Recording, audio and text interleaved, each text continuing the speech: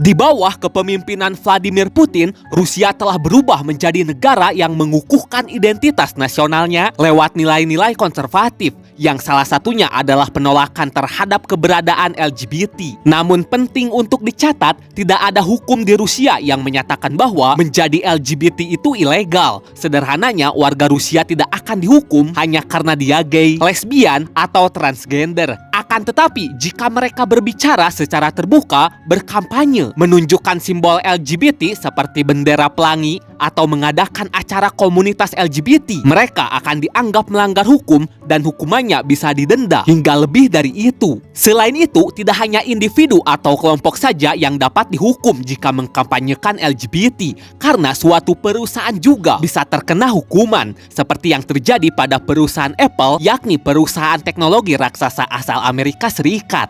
Kala itu pada pertengahan tahun 2025, otoritas Rusia menuduh Apple cabang Rusia menyebarkan konten yang melanggar undang-undang Rusia terkait LGBT. Menurut laporan media Rusia, tuduhan terhadap Apple berkaitan dengan konten digital yang tersedia di platform streaming milik perusahaan Apple seperti Apple TV. Sayangnya, karena persidangan dilakukan secara tertutup atas permintaan Apple, rincian mengenai konten yang dimaksud tidak diungkap ke publik. Namun yang pasti, Apple secara resmi didenda sekitar 1,5 miliar rupiah. Hukum yang digunakan dalam perkara ini adalah pasal 6.21 bagian 3 dari hukum administratif Rusia, yang secara spesifik melarang penyebaran konten yang dianggap mempromosikan hubungan sesama jenis, perubahan gender, atau ideologi yang tidak selaras dengan nilai tradisional Rusia.